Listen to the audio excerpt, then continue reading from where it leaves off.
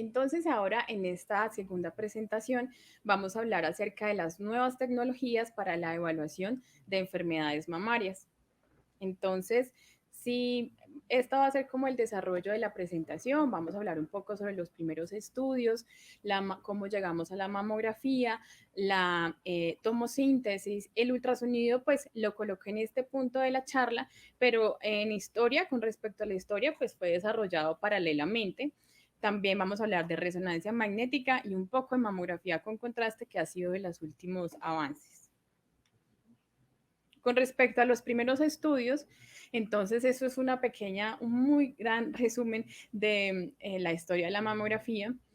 Hacia 1913, un cirujano alemán empezó a hacer imágenes de radiografía, pero de muestras de mastectomías, y ahí pues identificaba lesiones.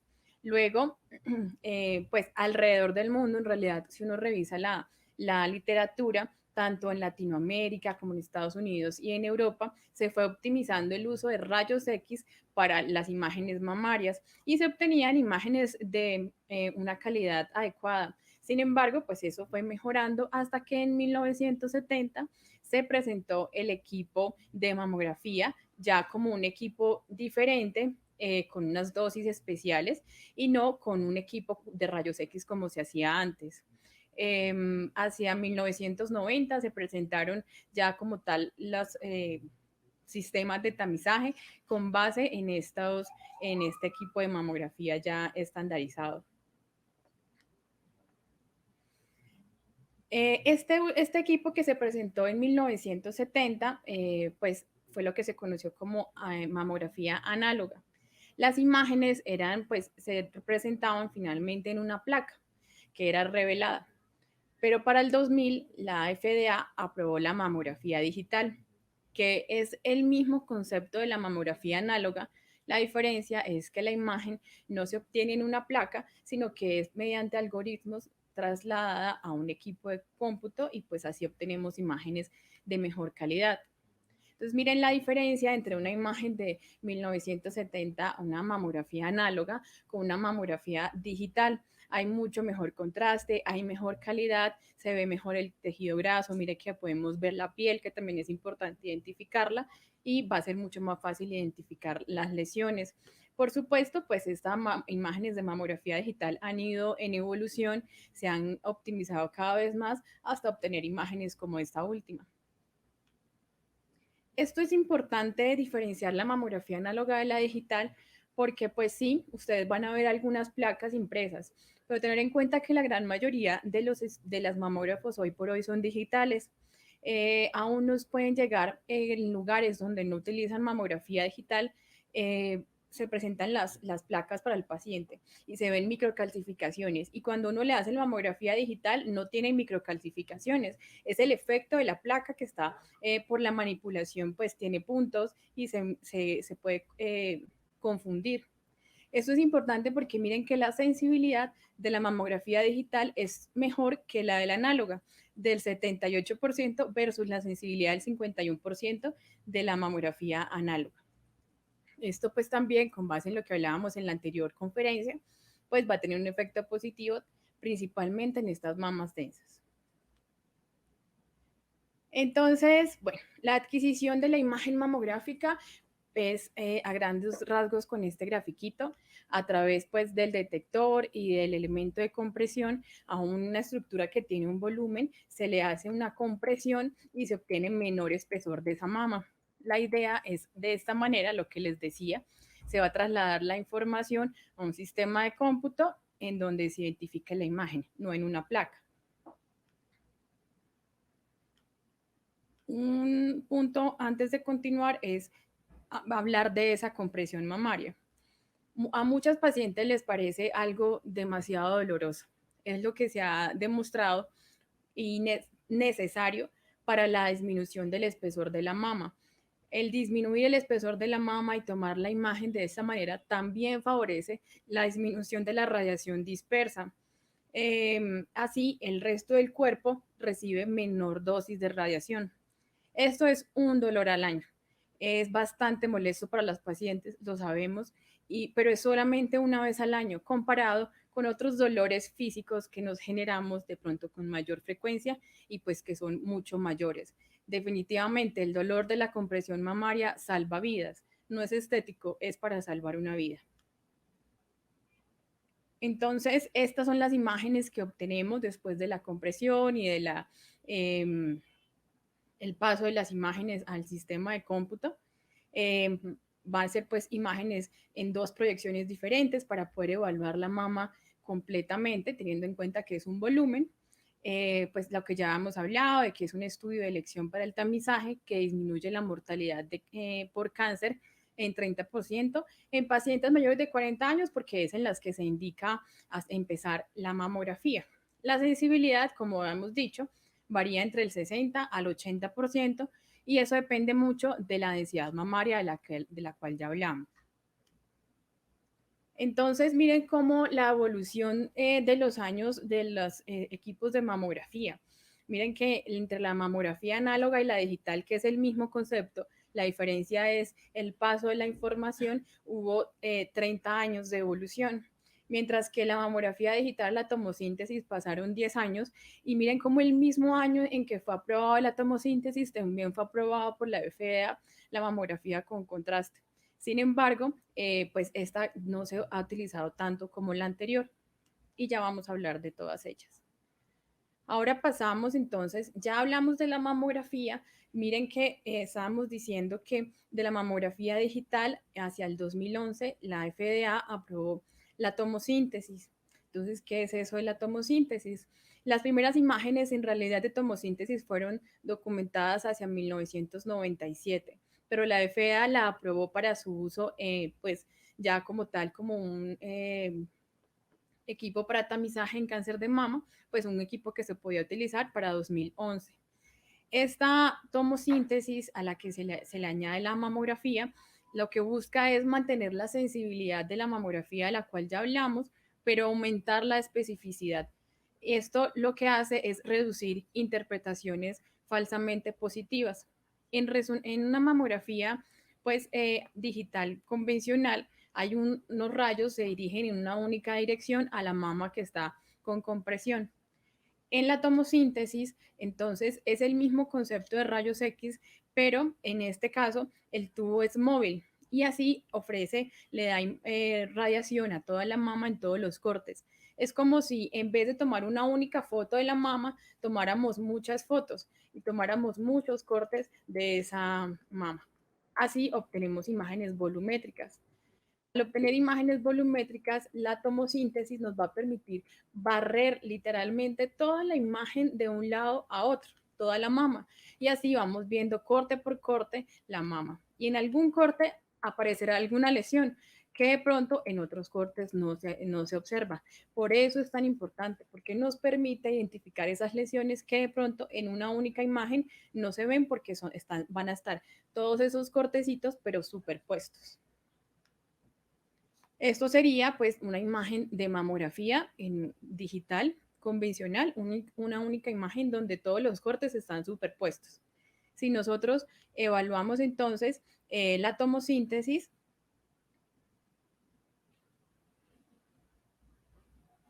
aquí vamos a correrles el videito de la tomosíntesis, miren cómo se va moviendo la imagen y eso se va moviendo corte por corte hasta que en uno de los cortes aparece la lesión que corresponde con una distorsión de la arquitectura y unas microcalcificaciones centrales. Esa imagen tridimensional es la que nos está ofreciendo la tomosíntesis. Y así pues caracterizamos muchísimo mejor esa lesión que veíamos en los cuadrantes superiores de la mama izquierda. Entonces, la mamografía con tomosíntesis o mamografía 3D nos ofrece unas ventajas y es que podemos disminuir la superposición de imágenes. Vamos a mejorar la visualización de hallazgos ya con base en lo que les comentaba ahorita y detectamos lesiones que en una mamografía convencional estarían ocultas y de menor tamaño. Por ejemplo, en este caso de la literatura, pero que es de un archivo de nuestra institución, vemos como hay una mama que está densa. Hacia los cuadrantes superiores se identifica con la flecha en blanco una lesión que no está muy bien definida. Y ya con la tomosíntesis, miren que corresponde con el número 1 o un nódulo circunscrito y aparecen en el 2 y en el 3 dos nuevas lesiones o pues dos lesiones que estaban ocultas en la mamografía convencional. Este es otro caso, es una mama que de pronto en la imagen del A pues se ve normal, ¿sí? Un tejido denso, heterogéneo denso, pero que con la tomosíntesis en los cuadrantes inferiores, entre las flechas, aparece un nódulo circunscrito que no se identificaba en la imagen de mamografía convencional. Define mejor las lesiones, aumenta como detecta mejor las lesiones, aumenta la detección de cáncer de mama hasta en un 40% y también de cáncer invasivo. Disminuye los falsos positivos y el rellamado. Muchas veces cuando utilizamos mamografía convencional únicamente tenemos que llamar a la paciente para hacer nueva compresión en algunos lugares donde tenemos duda. Con la tomosíntesis, pues nos ahorramos llamar a la paciente en muchos casos y podemos pues establecer si tiene o no tiene lesión con la tomosíntesis. En cuanto a las desventajas, pues es un equipo más costoso que una mamografía digital convencional. Requiere que el radiólogo que interpreta las imágenes pues dedique más tiempo porque además de ver la imagen convencional, debe ver las imágenes en tomosíntesis y por supuesto la disponibilidad no está disponible en todos los lugares de mamografía. Nosotros fuimos pioneros en tomosíntesis en Colombia. Hoy por hoy hay muchas imágenes de pues, equipos de tomosíntesis, pero no están en todos los municipios.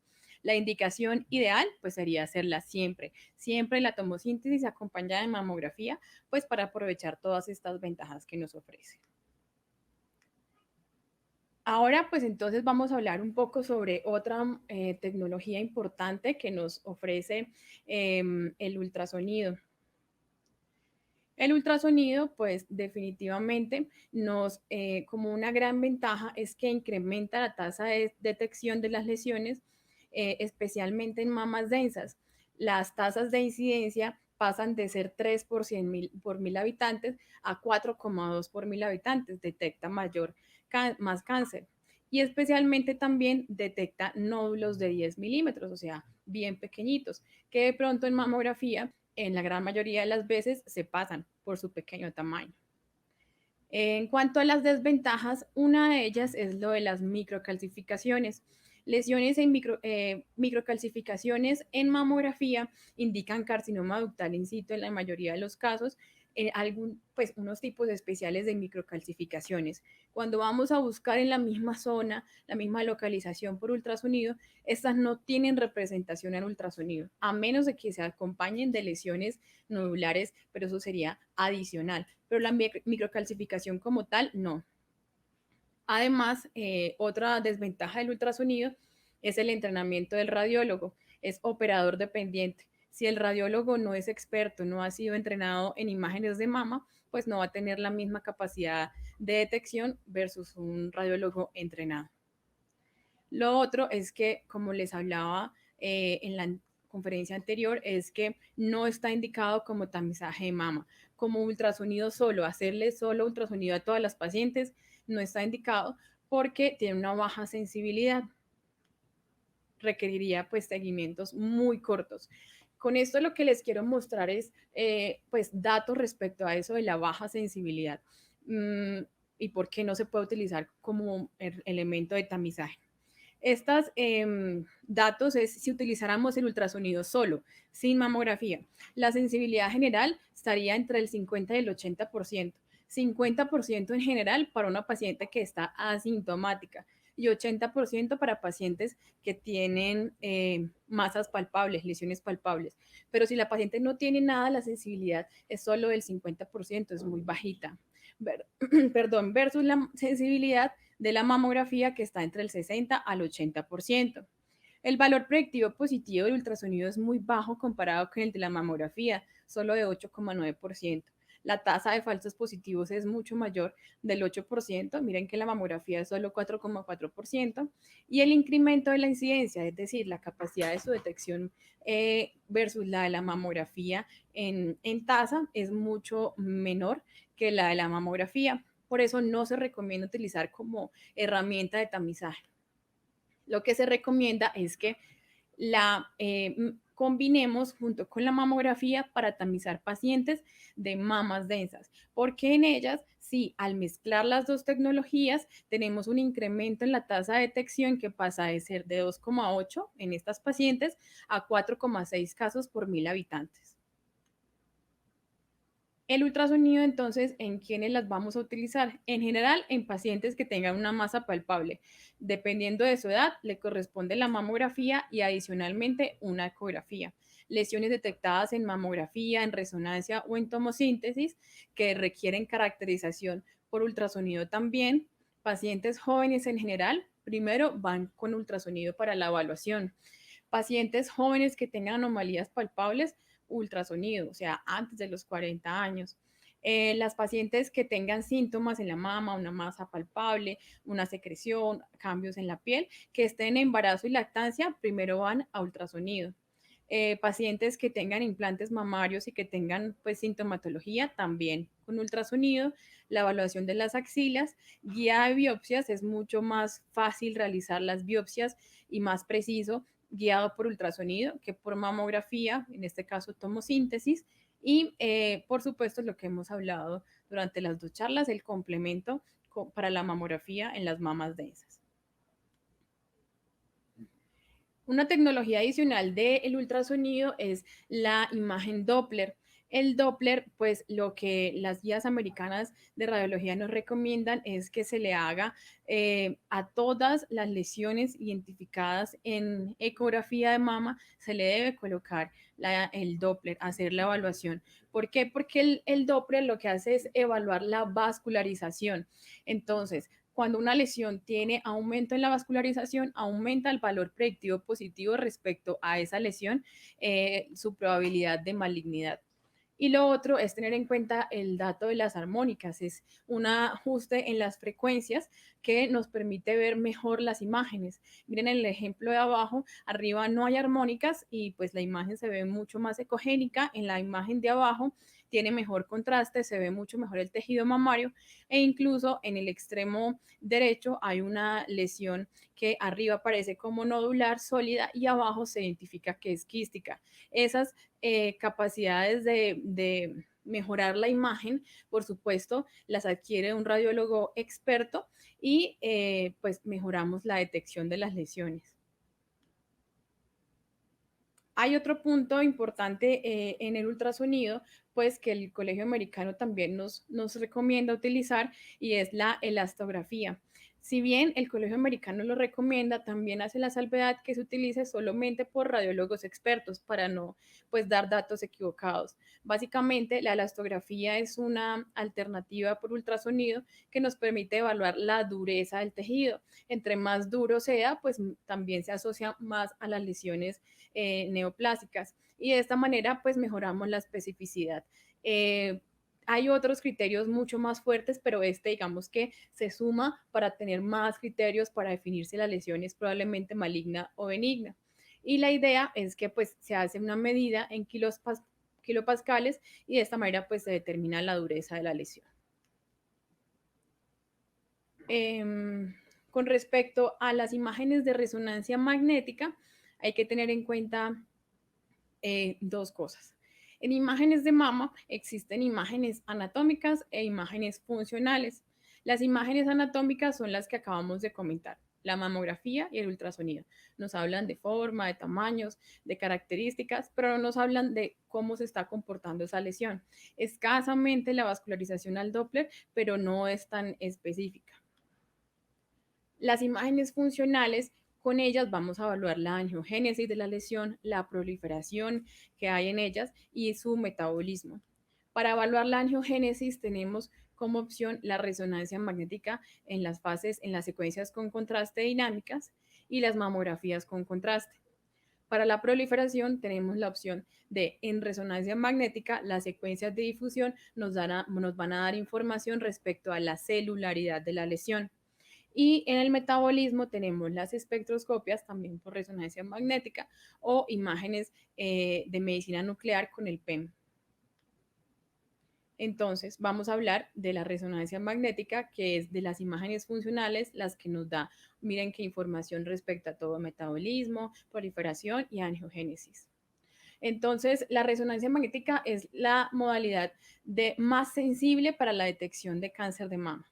Miren que aumenta la detección de cáncer de mama en pacientes de alto riesgo y lo que les decía, comparado con la ecografía y la mamografía es mucho más sensible, es del 90%, incluso en algunos casos mucho mayor, comparado con las sensibilidades y las especificidades de las cuales ya hablamos previamente, incluso cuando combinamos las dos modalidades. El medio de contraste que utilizamos en la resonancia magnética es mucho más seguro que un medio de contraste yodado y eso también es una ventaja para su utilización. El problema de la resonancia magnética es el costo y la disponibilidad.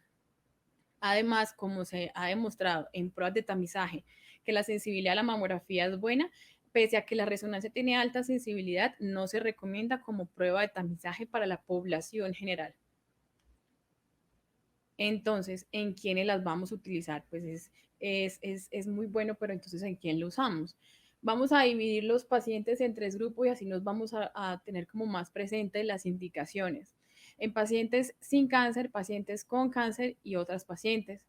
En los pacientes sin cáncer, pues para tamizaje, pero no a todas, solo pacientes de alto riesgo. Estos son con base en las recomendaciones del Colegio Americano de Radiología. Entonces, dijimos que para pacientes de alto riesgo con mutaciones o con antecedente de radiación al tórax o al cuello, serían las que les vamos a hacer resonancia cada año de los 30 años, o las pacientes de riesgo intermedio, especialmente las que tienen mamas densas. En las pacientes con cáncer, entonces aquellas pacientes que tienen carcinoma, ya diagnóstico de carcinoma ductal in situ e invasivo para evaluar multifocalidad y multicentricidad, pacientes en las que queremos evaluar si hay invasión profunda, si hay compromiso contralateral, en pacientes posquirúrgicas, pero donde la muestra tiene márgenes positivos, o pacientes que han recibido quimioterapia neoadyuvante para evaluar la respuesta. En otras indicaciones están los implantes mamarios, son mucho más fáciles de evaluar por resonancia, aunque la ecografía también nos ayuda, nos complementa. Cuando sospechen recurrencia de las lesiones, cuando la paciente tiene metástasis en alguna parte del cuerpo y se está haciendo búsqueda del primario, la resonancia magnética de mama es una alternativa para pues, la búsqueda en esta área. Y en pacientes que están después de una cirugía reconstructiva, la mamografía no es tan sensible, pierde sensibilidad por los cambios postquirúrgicos. Entonces, el Colegio Americano recomienda la resonancia magnética en estos casos. Importante tener en cuenta que esta resonancia magnética no sustituye la mamografía en tamizaje. Sí, es muy sensible, pero no la sustituye. Recuerden que hablamos en la primera charla, la primera diapositiva era buscar una prueba de tamizaje que sea económica y que sea de fácil acceso para todos. Por eso la resonancia no cuenta. Esto simplemente para mostrarles cómo es la posición para resonancia magnética de la mama en las pacientes, es en decúbito prono y pues con un dispositivo especial donde van las mamas. Y finalmente, la mamografía con contraste es una de las últimas tecnologías, pero recuerden que les decía que la FDA aprobó los equipos de mamografía con contraste desde 2011. Lo que pasa es que digamos que la principal bondad de esta modalidad es la evaluación de la neovascularización, de la angiogénesis de los tumores, y eso ya dijimos que nos lo da la resonancia magnética. Y pues comparando una con otra, de pronto tiene más pros la resonancia que la mamografía con contraste, por eso no se utiliza tanto.